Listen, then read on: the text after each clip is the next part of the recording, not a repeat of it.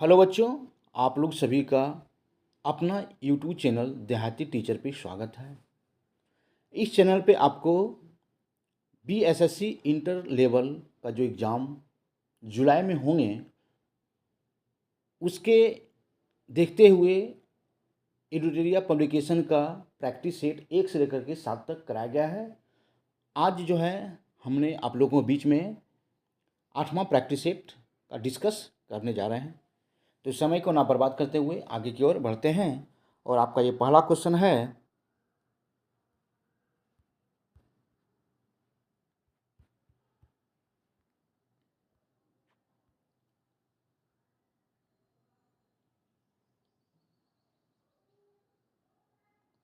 पहला क्वेश्चन है कि निम्न में से कौन सा कथन असत्य है, मतलब कौन सा कथन गलत है।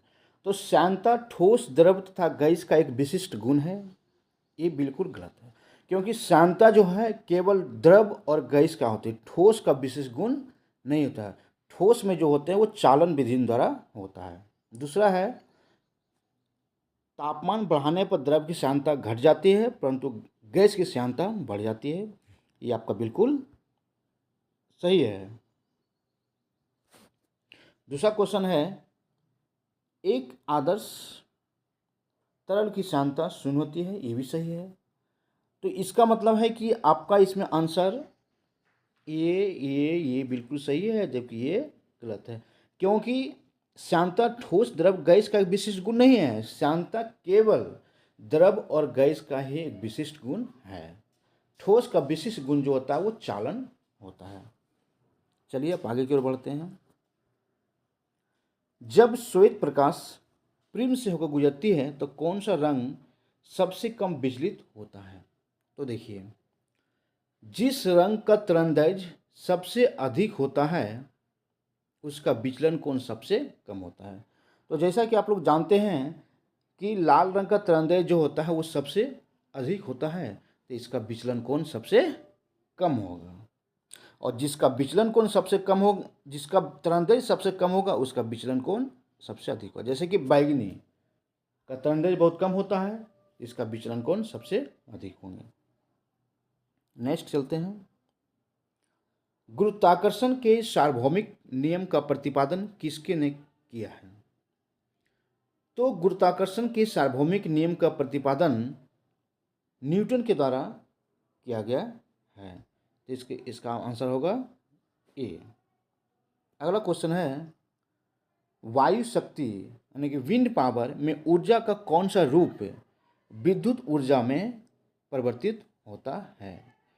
तो वायु शक्ति में ऊर्जा का जो होता है गति ऊर्जा का प्रयोग जो है इसमें किया जाता है। किस ऊर्जा का प्रयोग किया है? गति ऊर्जा। नेक्स्ट क्वेश्चन है निम्नलिखित में से कौन सी वह भौतिक घटना है जिसके आधार पर एक सरल परिदर्शी यानी पेरिस्कोप कार्य करता है। तो जो सरल परिदर्शी पेरिस्कोप जो हैं वह काम करते हैं प्रकाश के परावर्तन के सिद्धांत पर। नेक्स्ट क्वेश्चन है लिफ्ट में मनुष्य का प्रत्यक्ष वजन वास्तविक वजन से कम कब रहता है। तो देखिए, लिफ्ट में मनुष्य का प्रत्यक्ष वजन वास्तविक वजन से कम तब प्रतीत होता है जब लिफ्ट तेजी से ऊपर से नीचे जा रही होती है। जब लिफ्ट तेजी से ऊपर से नीचे आएगी तो लिफ्ट में किसी भी प्रत्यक्ष वजन जो है वास्तविक वजन से कम होता है। नेक्स्ट है निम्नलिखित में कौन सा कथन सत्य नहीं है, मतलब गलत कथन को चुनना है। तो पहला है बुलबुले का आकार पानी में नीचे से ऊपर की ओर आते हुए बढ़ता जाता है, तो ये बिल्कुल सही है। अगला क्वेश्चन अगला है कि पानी के भीतर बुलबुला उत्तल लेंस की भांति व्यवहार करता है। नहीं, पानी में बुलबुला जो है उत्तल लेंस की भांति नहीं, वो जो काम करते हैं वो अवतल लेंस की भांति काम करते हैं। क्योंकि अगला दिया हुआ है कि वायु में उड़ने वाले साबुन के बुलबुले के भीतर का दबाव बुलबुले के बाहर के दबाव की तुलना में अधिक होते हैं, तो ये बात बिल्कुल सही है। पानी के भीतर बुलबुला अवतल लेंस की भांति व्यवहार करता है। देखिए यहाँ बिल्कुल सही दिए हैं, लेकिन यहाँ पे गलत दिए, ये उत्तल नहीं, ये अवतल होना चाहिए। ठीक है सर, तो इसलिए आपका आंसर बी होता है। अब नेक्स्ट आगे आते हैं।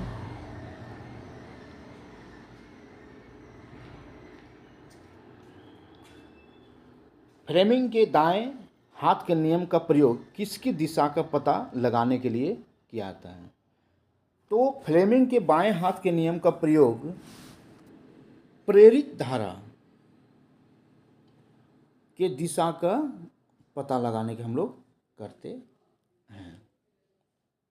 अगला क्वेश्चन है, निम्न में से कौन सी युक्ति मतलब कौन सा एक ऐसा साधन है जो कि रासायनिक ऊर्जा को विद्युत ऊर्जा में परिवर्तित करता है? तो बैटरी एक ऐसा साधन है, युक्ति है, जो कि यह रासायनिक ऊर्जा को विद्युत ऊर्जा में परिवर्तित करता है। नेक्स्ट, निम्नलिखित में से कौन एक प्राकृतिक बहुलक नहीं है ना? तो इसमें आपको चुनना है कि कौन सा इसमें प्राकृतिक बहुलक नहीं है। तो ये आपका ऊन हो गया है, ये आपका रेशम हो गया है, ये आपका चमड़ा हो गया है। ये तीनों जो हैं ये प्राकृतिक बहुलक हैं, जबकि ये नायलॉन जो हैं ये प्राकृतिक बहुलक नहीं है, इसलिए आपका आंसर सी होगा। अगला क्वेश्चन है, निम्नलिखित में से कौन सा एक पॉलीमर नहीं है? तो इसमें नायलॉन, टेफ्लॉन, पॉलीस्टाइरीन ये सभी पॉलीमर हैं, जबकि कैप्रोलैक्टम ये जो है ये पॉलीमर नहीं है। अगला क्वेश्चन है, चुंबकीय क्षेत्र की तीव्रता की इकाई क्या है? मतलब चुंबकीय क्षेत्र की तीव्रता का मात्रक क्या है? तो आप लोग जैसा जानते हैं कि चुंबकीय क्षेत्र की तीव्रता का मात्रक जो होता है वह टेस्ला होता है। ठीक है, क्योंकि ये वेबर जो है ये चुंबकीय फ्लक्स के मात्रक होते हैं, है ना। ल्यूमेन जो है ये ज्योति तीव्रता के मात्रक होते हैं, जबकि कैंडेला जो हैं ये ज्योति तीव्रता के मात्रक होते हैं। ल्यूमेन ज्योति फ्लक्स, कैंडेला ज्योति तीव्रता, और वेबर ये होगा चुंबकीय फ्लक्स।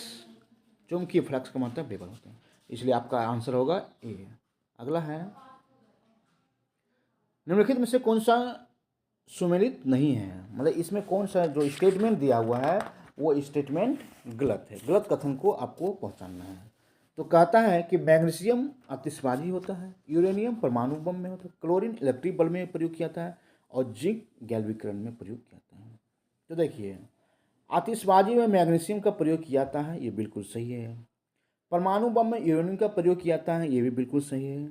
जबकि इलेक्ट्रिक बल्ब में क्लोरीन का उपयोग नहीं किया जाता है, क्योंकि बल्ब में उपयोग होने वाले टंगस्टन फिलामेंट के ऑक्सीकरण को रोकने के लिए नाइट्रोजन या तो आर्गन जैसे रासायनिक रूप से निष्क्रिय गैस भरे होते हैं। ये जो इलेक्ट्रिक बल्ब होते हैं इसमें जो होते हैं नाइट्रोजन या आर्गन रासायनिक रूप से निष्क्रिय गैस भरे होते हैं, और गैल्विकरण के लिए जिंक का उपयोग किया जाता है। तो तीनों इसमें सही है, वो इसमें सी जो है वो गलत है। अब आपका अगला क्वेश्चन है, निम्न में से किस द्रव का घनत्व सबसे कम है? तो सबसे घनत्व जो कम जो होते हैं वो इसमें आपका हो गया है पेट्रोल का, क्योंकि पेट्रोल का घनत्व जो है वो सबसे कम होते हैं। अगला है, निम्नलिखित में से कौन सा तत्व नहीं है? तो तत्व वो होते हैं जो एक प्रकार के परमाणुओं से बने होते हैं। जैसे सोडियम हो गया है, टीन हो गया है, कार्बन हो गया है, ये सभी तत्व हैं। जबकि इसमें जो जल जो है यानी कि पानी, ये तत्व नहीं है, क्योंकि ये हाइड्रोजन और ऑक्सीजन से मिलकर बने हुए हैं। तो जल जो है ये तत्व नहीं, ये एक यौगिक है। अगला क्वेश्चन है, निम्नलिखित में से कौन सा आवर्त सारणी का हिस्सा नहीं है? तो जैसा कि आपको जानते हैं कि गैस जो है यह आवर्त सारणी का हिस्सा नहीं है। आवर्त सारणी का हिस्सा है धातु हो गया है, अधातु हो गया, उपधातु हो गया, परंतु गैस आवर्त सारणी का हिस्सा नहीं है। नेक्स्ट है, निम्नलिखित में से किस विटामिन का रासायनिक नाम कैल्सीफेरॉल है? तो किसका नाम कैल्सीफेरॉल है? तो जैसा कि आप जानते हैं कि विटामिन डी का रासायनिक नाम जो है वह कैल्सीफेरॉल वायरल हैं, और विटामिन डी की कमी से सूखा रोग जिसे हम रिकेटस भी बोलते हैं। अब आपका अगला क्वेश्चन होगा 18 नंबर का।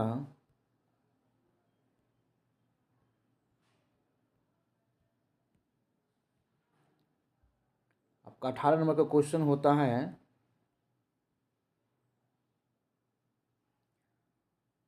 निम्नलिखित में से कौन पॉलीसेकेराइड नहीं है।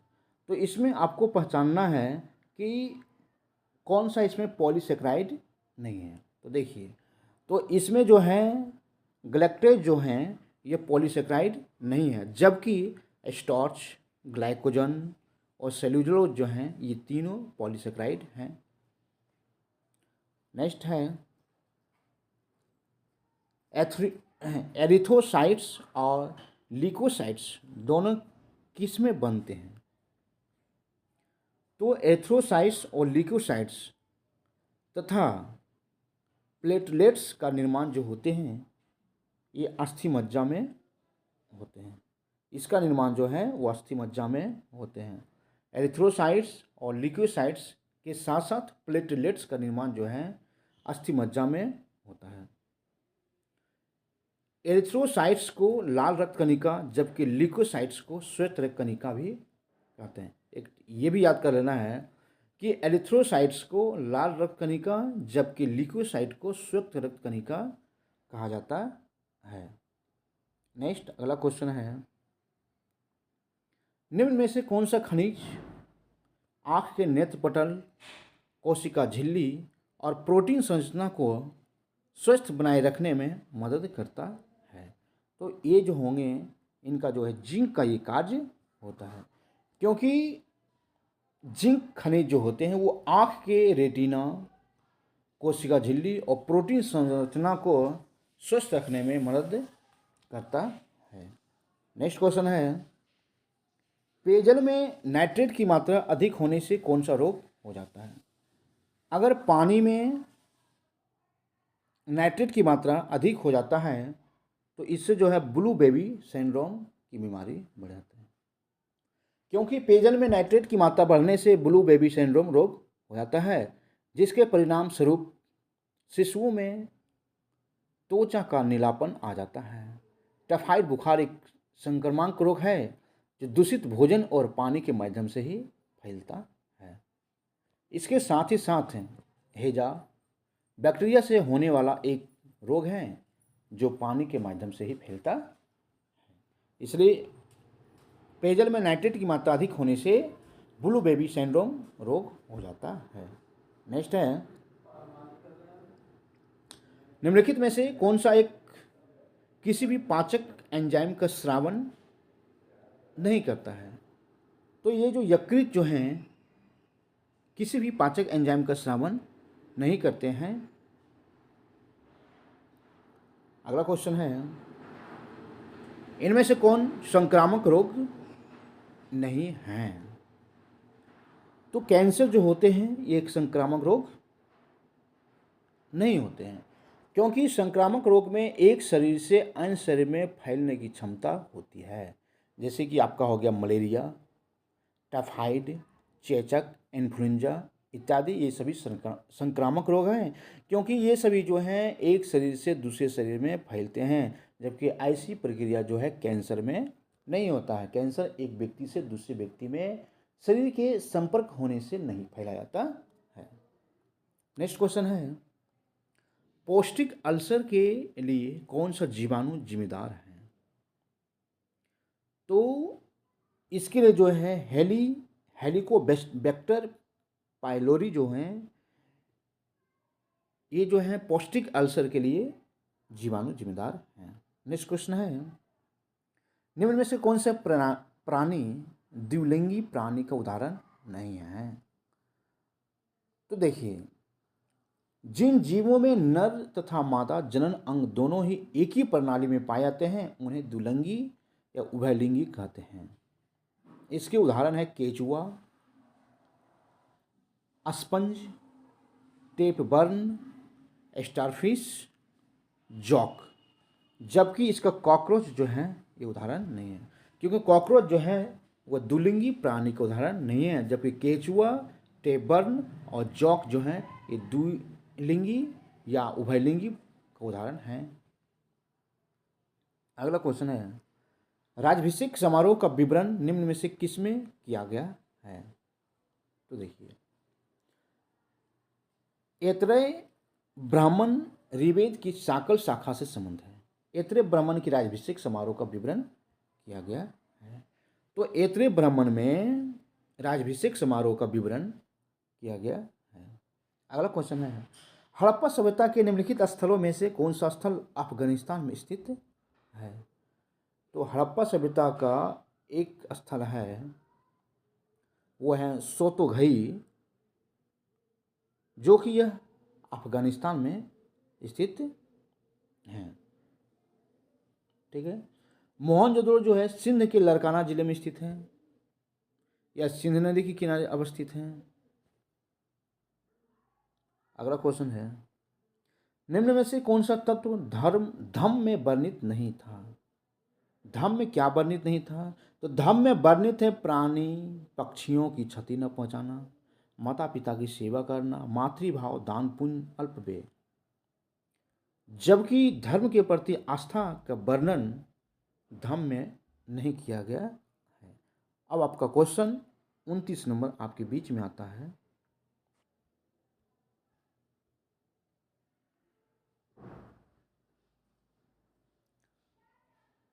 सोलह महाजनपद में एक महाजनपद जो कि दक्षिण भारत में स्थित था, जिसकी राजधानी थी पोतन। महाजनपद की संख्या 16 थे, जबकि दक्षिण भारत में स्थित एक महाजनपद थे पोतन, और जिसकी राजधानी पोटली या पोतन थी। यह गोदावरी नदी के क्षेत्र में स्थित था। अगला क्वेश्चन है, भारत में तुगलक वंश के बाद कौन सा शासक दिल्ली पर शासन किया? तो आपको याद होगा कि तुगलक वंश के दिल्ली सल्तनत पर शासन करने वाले चौथा वंश सैयद वंश था, है ना।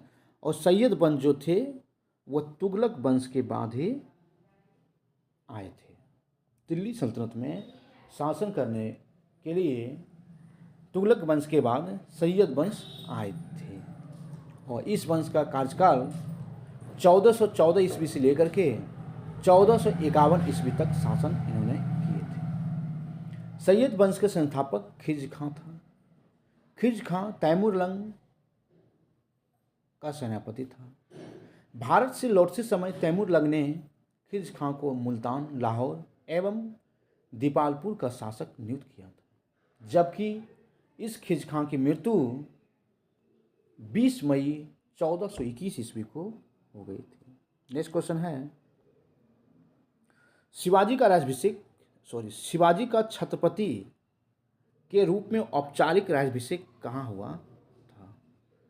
तो शिवाजी का राज्याभिषेक जो हुए थे वो रायगढ़ में हुए थे। 6 जून 1674 को शिवाजी का राज्याभिषेक हुआ था तथा 1674 ईस्वी में उन्होंने मराठा साम्राज्य की नींव भी डाली थी। अगला क्वेश्चन है, 1857 के विद्रोह में राष्ट्रीयता की भावना का अभाव था और यह सैनिक विद्रोह से बढ़कर और कुछ नहीं था, यह कथन किसका था? तो यह जो कथन जो था, यह कथन आरसी मजूमदार का था, क्योंकि 1857 की क्रांति के संबंध कुछ कथन हैं। 1857 के विद्रोह में राष्ट्रीयता की भावना का अभाव था और यह सैनिक विद्रोह के बढ़कर कुछ भी नहीं था, यह कथन जो थे यह आरसी मजूमदार की थे। जबकि सन 1857 का विद्रोह सिपाही विद्रोह नहीं अपितु स्वतंत्रता प्राप्ति के नियमित भारतीय जनता का संगठित संग्राम था, यह कथन पंडित जवाहरलाल नेहरू था। अगला है, 1857 का विद्रोह स्वतंत्रता संघर्ष नहीं धार्मिक युद्ध था, यह जो कथन था यह विलियम हार्वर्ड रसेल का था। जबकि बीडी सावरकर का एक ही कथन था कि 1857 का विद्रोह स्वधर्म और राजस्व के लिए लड़ा गया है, यह राष्ट्रीय संघर्ष था। अब नेक्स्ट क्वेश्चन है, किसके सुझाव पर भारतीयों को साइमन कमीशन से बाहर रखा गया है? तो लॉर्ड इरविन के सुझाव पर भारतीयों को साइमन कमीशन से बाहर रखा गया था, है ना। लॉर्ड इरविन के सुझाव पे भारतीयों को साइमन कमीशन से बाहर रखा गया था। अगला क्वेश्चन है, निम्नलिखित में से कौन एक सही सुमेलित नहीं है? तो इसमें आपका जो ए होता है ये बिल्कुल सही सुमेलित नहीं है, जबकि इंडियन स्ट्रगल सुभाष चंद्र बोस सही है, वंदे जीवन सत्येंद्र नाथ सन्याल बिल्कुल सही है, India divided doctor Rajendra Prasad, ये तीनों जो हैं वो सही हैं, जबकि ए जो हैं Bhagat Singh the Indian socialist ये गलत है। अब आपका अगला क्वेश्चन है, पाकिस्तान की स्थापना की मांग मुस्लिम लीग ने किस अधिवेशन में की थी? तो पाकिस्तान की स्थापना की मांग मुस्लिम लीग ने लाहौर अधिवेशन में किए थे, क्योंकि मुस्लिम लीग द्वारा 23 मार्च 1940 ईस्वी को लाहौर अधिवेशन में पाकिस्तान की मांग का औपचारिक प्रस्ताव पेश किया था। मुस्लिम नेताओं ने ढाका के नवाब सलीमुल्लाह खां के नेतृत्व में 30 दिसंबर 1906 ईस्वी को ढाका में मुस्लिम लीग की स्थापना की। अगला क्वेश्चन है, किस वायसराय के कार्यकाल के दौरान भारत की राजधानी कलकत्ता से स्थानांतरित होकर दिल्ली बनी थी? तो देखिए इसका आपका आंसर होगा लॉर्ड हार्डिंग द्वितीय, क्योंकि लॉर्ड हार्डिंग द्वितीय के कार्यकाल के दौरान भारत की राजधानी कलकत्ता से स्थानांतरित होकर दिल्ली किया गया था 1911 ईस्वी में, और 1911 ईस्वी में लॉर्ड हार्डिंग का कार्यकाल था। अगला क्वेश्चन है, रेतवारी व्यवस्था सर्वप्रथम कहाँ लागू किया था? तो आपको जान के ये खुशी होगी कि रेतवारी व्यवस्था का जन्मदाता थॉमस मुनरो और कैप्टन रीड को माना जाता है। 1729 ईस्वी में कैप्टन रीड के प्रयास से रेतवारी व्यवस्था को सर्वप्रथम मद्रास के बारामहल जिले में लागू किया गया। सर्वप्रथम कहाँ लागू किया था? तो मद्रास के, है ना, मद्रास के बारामहल जिले में लागू किया गया था। नेक्स्ट क्वेश्चन है, अनुसूचित जाति के लिए लोकसभा में कितने सीट आरक्षित हैं? तो अनुसूचित जनजाति के लिए लोकसभा में 47 सीट हैं, जबकि अनुसूचित जाति के लिए लोकसभा में 84 सीट हैं। याद रखना है कि अनुसूचित जाति होगा तो 84 होंगे, अनुसूचित जनजाति होंगे तो यहाँ पे आपका 47 होगा।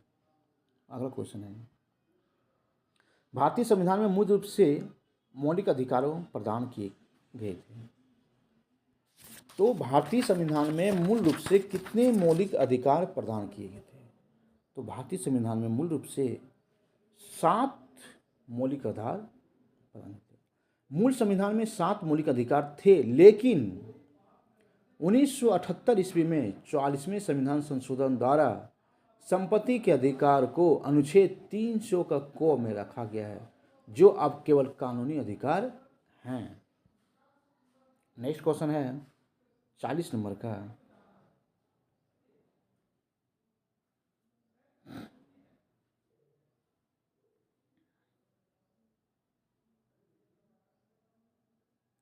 भारतीय संविधान की प्रस्तावना में निम्नलिखित में से किस स्वतंत्रता का वर्णन नहीं है? तो आर्थिक स्वतंत्रता का वर्णन भारतीय संविधान की प्रस्तावना में नहीं है, जबकि विश्वास की स्वतंत्रता, विचार प्रकट करने की स्वतंत्रता और धर्म उपासना की स्वतंत्रता का वर्णन भारतीय संविधान की प्रस्तावना में किया गया है। अगला क्वेश्चन है, भारत के संविधान का निम्नलिखित में से कौन सा अनुच्छेद प्रेस की स्वतंत्रता से संबंधित है? तो अनुच्छेद 19 के 1 का क में प्रेस की स्वतंत्रता का वर्णन किया गया है। अगला है, निम्नलिखित में से कौन सा सरकार के तीसरे अंग के रूप में जाना जाता है? सरकार के प्रमुख 3 अंग होते हैं, विधायिका, कार्यपालिका और न्यायपालिका। जबकि सर्वोच्च न्यायालय को सरकार के तीसरे अंग के रूप में जाना जाता है। अगला क्वेश्चन है, भारत के संविधान में उद्देशिका का विचार कहाँ से लिया गया है? तो हमारे भारत के संविधान में उद्देशिका का विचार यूएसए के संविधान से लिया गया है। अगला क्वेश्चन है, संघ लोक सेवा आयोग के सदस्य का कार्यकाल कितने वर्ष होते हैं?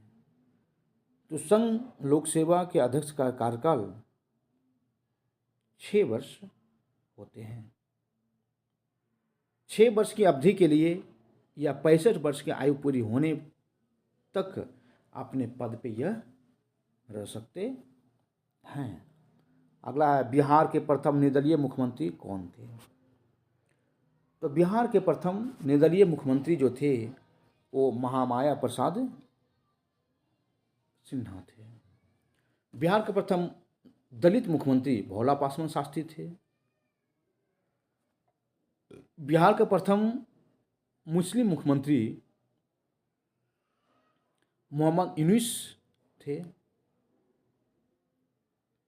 जबकि बिहार के प्रथम मुख्यमंत्री डॉक्टर श्री कृष्ण थे। लेकिन निर्दलीय मुख्यमंत्री पूछा जाएगा तो महामाया प्रसाद सिन्हा थे। अगला क्वेश्चन है, निम्न में से कौन पार्थिव ग्रह आंतरिक ग्रह नहीं हैं? तो ये जो बृहस्पति जो है ये ना तो पार्थिव ग्रह है ना तो आंतरिक ग्रह है। बुध, शुक्र, पृथ्वी एवं मंगल को पार्थिव ग्रह कहा जाता है। किसको? बुध हो, शुक्र हो, पृथ्वी हो और मंगल, चारों। अगला क्वेश्चन, निम्न में से किस ऋतु को मानसून परिवर्तन का काल कहा जाता है? तो शरद ऋतु को मानसून परिवर्तन का काल कहा जाता है, क्योंकि भारत में 15 सितंबर से लेकर के 15 दिसंबर तक शरद ऋतु पाए जाते हैं। अगला क्वेश्चन है, निम्न में से कौन सी मिट्टी कपास की खेती के लिए अधिक उपयुक्त होती है? तो काली मिट्टी जो होती है एक कपास के लिए उपयुक्त होती है, क्योंकि इसमें लोहा, चूना, कैल्शियम, पोटास, एल्युमिनियम पाए जाते हैं। अगला क्वेश्चन है, निम्न पर्वत श्रेणियों का उत्तर से दक्षिण सही क्रम क्या है? तो उत्तर से लेकर के दक्षिण तक श्रेणी का कार्यक्रम है काराकोरम, लद्दाख, जास्कर और पीर पांजल। अब आपका अगला क्वेश्चन है,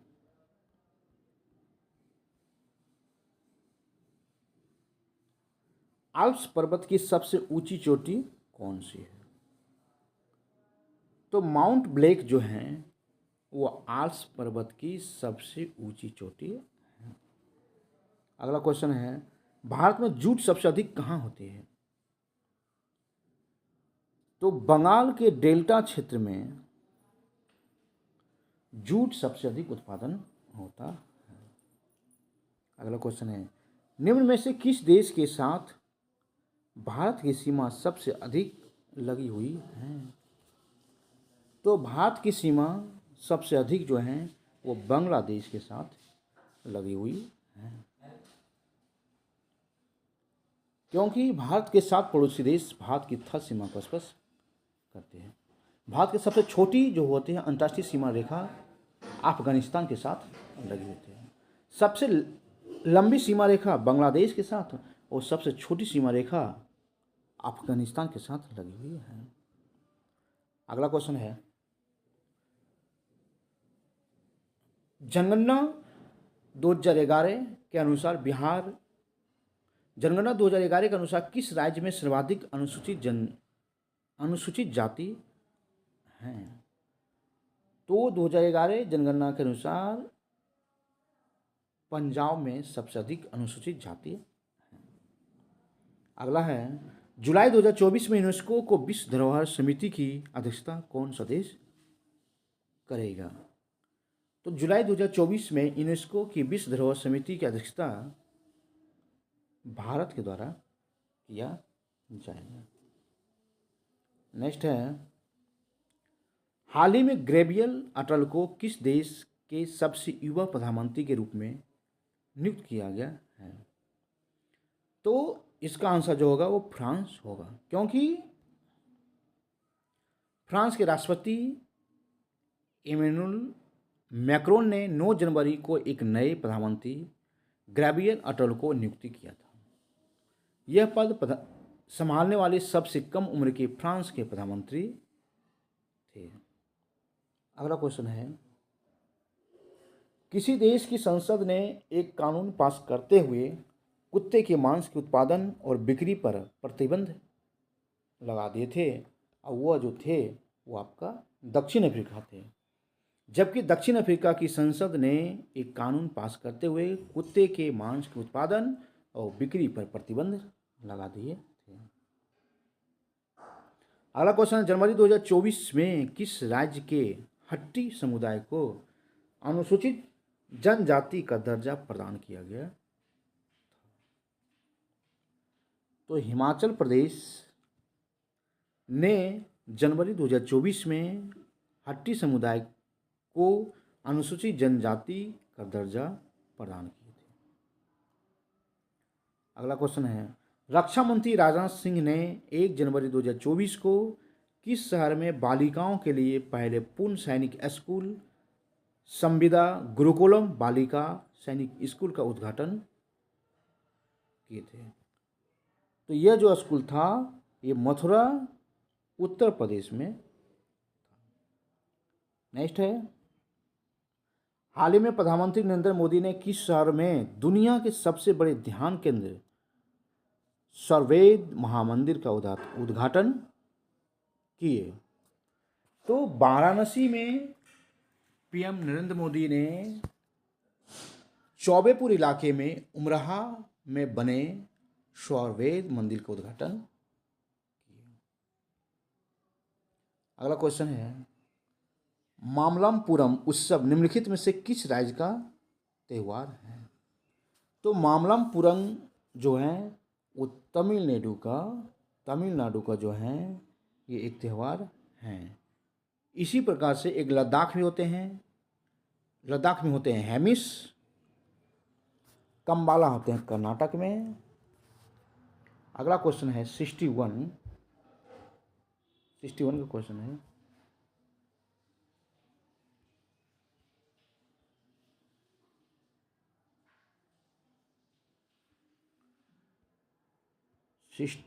का क्वेश्चन आपके पास है, अंतरिम केंद्रीय बजट 2024 से 25 में किन वर्गों पर फोकस किया गया है? तो वो जब केंद्रीय बजट 2024-25 में पेश कर रहा था तो उस समय गरीबी पर, युवा एवं किसान के ऊपर, महिलाएं ऊपर की फोकस किया था, इसलिए इसका आंसर आपका बिल्कुल डी होगा। अगला क्वेश्चन है, फरवरी 2024 तक भारत में अंतर्राष्ट्रीय महत्व की आर्द्रभूमियों की कुल संख्या कितनी है? तो इनकी कुल संख्या जो है वो 80 हो जाएंगे। आपका अगला क्वेश्चन है 63 नंबर का, विश्व खुशहाली सूचकांक 2023 में भारत का स्थान क्या है? तो विश्व खुशहाली सूचकांक 2023 में भारत का स्थान जो है वह 126वां है। अगला क्वेश्चन है, निम्नलिखित में कौन सा मिलान असत्य है, मतलब कौन सा मिलान जो है वो गलत है ना? तो देखिए इसमें गलत को हमको पहचानना है। सियाचिन ग्लेशियर लद्दाख में है, बिल्कुल सही है। गंगोत्री ग्लेशियर उत्तराखंड में है, बिल्कुल सही है। जेमू ग्लेशियर हिमाचल प्रदेश में है, नहीं। जेमू ग्लेशियर जो है वो सिक्किम में है, जो कि यह बिल्कुल गलत है। कंचनजंगा ग्लेशियर सिक्किम में है, ये बिल्कुल सही है। अगला क्वेश्चन है, सनराइज उद्योग के रूप में किस उद्योग को जाना जाता है? तो इसका आंसर जो होगा वह हो जाएगा 65 का सी, केवल 2, सूचना और प्रौद्योगिकी। अगला क्वेश्चन है, निम्नलिखित में से कौन सा मिलान सही नहीं है, मतलब कौन सा मिलान जो है वो गलत है। तो देखिए, युमथांग घाटी सिक्किम में है, सही है। जुकू घाटी नागालैंड में है, यह भी सही है। जबकि कंबन घाटी जो है ये पश्चिम बंगाल में नहीं है, ये कहाँ है, यह तमिलनाडु में है। अगला क्वेश्चन है, निम्नलिखित में से किस एक का संबंध पर्यावरणीय सुरक्षा से नहीं है। तो गरीबी को कम करना, इसका संबंध पर्यावरण सुरक्षा से नहीं है। कागज़ के थैलों का प्रयोग करना, ये पर्यावरण सुरक्षा है। धार्मिक विकास, ये पर्यावरण है। वाताकुलन, ये पर्यावरण है। जबकि गरीबी को कम करना, ये पर्यावरण सुरक्षा नहीं है। अगला क्वेश्चन है, गैंडा संरक्षण परियोजना कब शुरू हुई थी। तो गैंडा संरक्षण परियोजना 1987 ईस्वी में शुरू किया गया था। अगला क्वेश्चन है, राष्ट्रीय आय की गणना करते समय निम्नलिखित में से किसको शामिल किया गया है। जब राष्ट्रीय आय की गणना किया जा रहा था तब उस समय चौकीदार की आय को शामिल कर लिया गया। अगला क्वेश्चन है, प्राथमिक घाटा एवं ब्याज भुगतान का योग निम्न में से किसके बराबर होते हैं। तो ये जो होते हैं ये राजकोषीय घाटा के बराबर होते हैं। प्राथमिक घाटा एवं ब्याज भुगतान का योग राजकोषीय घाटा के बराबर होते हैं। अगला क्वेश्चन है,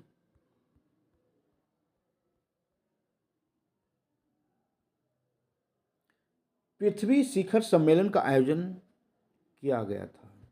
तो पृथ्वी शिखर सम्मेलन का आयोजन कहाँ किया था। तो आपको याद होगा कि संयुक्त राष्ट्र संघ द्वारा पर्यावरण एवं सतत विकास पर पहला पृथ्वी शिखर सम्मेलन 1992 ईस्वी में रियो डी जेनेरियो यानी कि ब्राज़ील में आयोजित किया गया। अगला क्वेश्चन है, इसको आपको मिलाना है।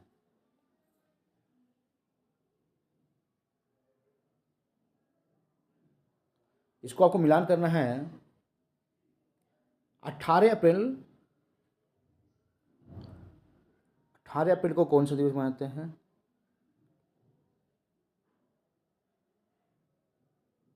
तो 18 अप्रैल को मनाया जाता है विश्व विरासत दिवस। 22 मई को अंतर्राष्ट्रीय जैव विविधता दिवस। 5 दिसंबर को अंतर्राष्ट्रीय बाघ दिवस और 29 जुलाई को विश्व मिट्टी दिवस मनाया जाता है। इसको आप लोग अच्छी से मिला लें और याद भी कर लें। अगला क्वेश्चन है,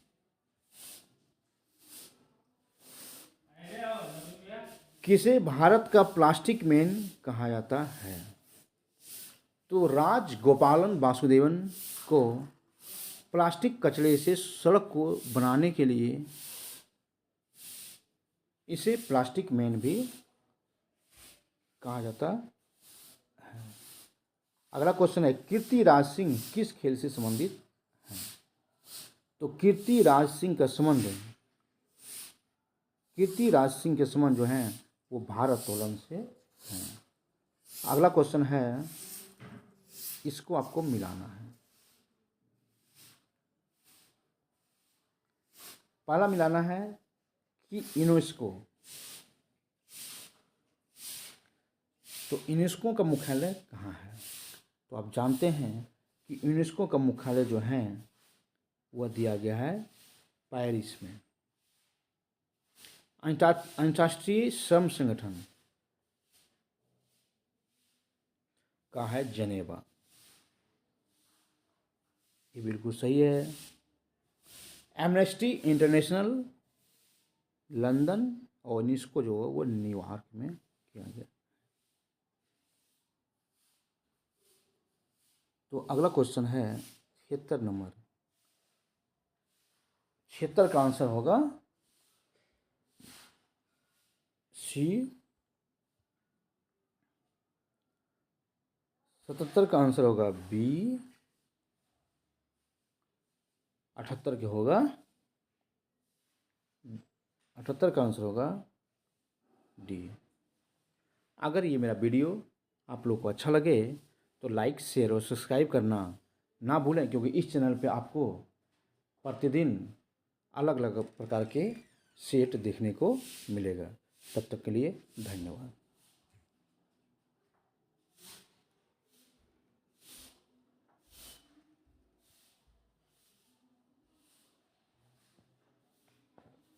वीडियो चला रहे हैं कि